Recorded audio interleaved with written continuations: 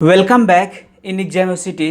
नाम विनायक दामोदर सावरकर, पिता का नाम दामोदर सावरकर, जन्म 28 मई 1883, स्थान ब्रिटिश भारत, जिला नासिक, गांव भागुर। सावरकर के बारे में बताने से पहले हम बता दें कि हम किसी भी इंसान को या किसी को भी हम गलत या सही नहीं बोलेंगे, हम वही बताएंगे जो इतिहास कहता है। हम किसी को यहाँ ब्लेम करने या निष्पक्ष बताने नहीं आए हैं। विनायक दामोदर सावरकर का जन्म ब्राह्मण हिंदू परिवार में हुआ था। उन्होंने अपना बचपन अपने भाई बहनों के साथ ही बिताया। एक बार सावरकर के गांव में हिंदू मुस्लिम दंगा हुआ। इस पर सावरकर ने अपने कुछ दोस्तों के साथ 12 साल की उम्र में उन्होंने मुसलमानों को भगा दिया था अपने गाँव से। आप ये बोल सकते हैं कि बचपन से उनका माइंड सेटअप अपने धर्म के तरफ ही था। वो बाल गंगाधर तिलक और लाला लाजपत राय से काफ़ी ज़्यादा प्रभावित थे। इसी बीच उन्होंने पुणे के फर्गुसन कॉलेज में दाखिला लिया और अपना डिग्री पूरा कर लिया। फिर उन्होंने इंग्लैंड में ग्रे इन लॉ कॉलेज में कानूनी पढ़ाई करने के लिए गए। वहाँ पे उन्होंने भारतीय छात्रों की मदद से फ्री इंडिया सोसाइटी नामक संगठन बनाई, जिसमें वो अंग्रेजों से आज़ादी कैसे ली जाती है इसके बारे में सबको प्रोत्साहित करते थे। वहाँ ये the history of the war of Indian independence पुस्तक के साथ जुड़े और वो पुस्तक को भारत में काफ़ी ज़्यादा बिका और इसको पढ़ने के बाद लोग काफ़ी ज़्यादा प्रभावित हुए। अब हम बात करेंगे कि सावरकर को काला पानी की सज़ा आखिर हुआ क्यों था। भारत में सावरकर के भाई गणेश ने इंडियन काउंसिल एक्ट 1909 के खिलाफ उन्होंने प्रदर्शन किया। इस पर अंग्रेजों ने ये आरोप लगाया सावरकर पे कि उन्होंने इस पूरे विरोध का साजिश रचा था। इसके बाद अंग्रेजों ने इनके खिलाफ गिरफ्तारी वारंट जारी कर दिया। 1910 में उन्होंने गिरफ्तारी वारंट जारी किया।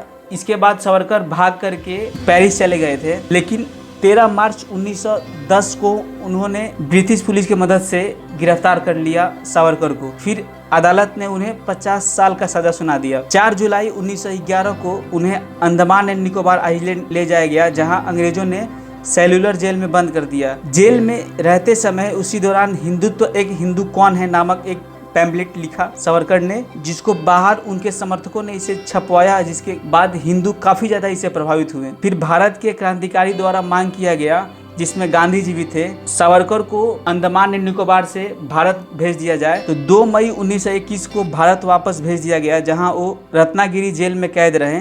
उसी बीच वो हिंदुत्व नामक एक किताब भी लिख दिए। 6 जनवरी 1924 को उन्हें रिहा कर दिया गया जेल से। कंट्रोवर्शियल मुद्दा अब स्टार्ट होता है। अभी करेंट जो सरकार है या जो सावरकर के समर्थन है, वो ये बोलते हैं जेल से छूटने के लिए सावरकर ने अपना एक स्ट्रेटेजिक तैयार किया था। लेकिन जो विरोधी हैं सावरकर के, उनका ये कहना था कि सावरकर ने दरअसल अंग्रेजों से माफ़ी मांग लिया, जिसके बाद अंग्रेजों ने उनको रिहा कर दिया था। लेकिन इसको उनके समर्थक बोलते हैं कि ये चाल था सावरकर का, उनका ये स्ट्रेटजी था कि हम जेल से बाहर निकले और अपने देश को आज़ादी में मदद करें। लेकिन इतिहास ये कहता है कि एक बार नहीं कई बार सावरकर ने लेटर लिखा था, लेकिन अंग्रेजों ने इस बात पे और एक बॉन्ड बनाया, आप जेल से छूटने के बाद कोई भी पॉलिटिकल कार्यक्रम नहीं करेंगे जो कि हमारे खिलाफ होगा। इसके बाद अंग्रेजों ने उन्हें रिहा कर दिया था इस एग्रीमेंट के बाद। लेकिन अब हम आप पे छोड़ देते हैं कि ये सावरकर ने माफ़ी मांगा था या नहीं मांगा था। लेकिन हाँ, सावरकर ने एक बार नहीं कई बार लेटर लिखा था अंग्रेजों को। जेल से बाहर आने के बाद उन्होंने हिंदू महासभा नाम का एक अलग पार्टी बना ली और उसके बाद अध्यक्ष वो चुने गए उस पार्टी के। इसमें उन्होंने पाकिस्तान का गठन का विरोध किया। वो बोलते थे कि 2 देश ना हो, लेकिन एक बात ये भी था कि उनका ये कहना था कि 2 देश ना हो,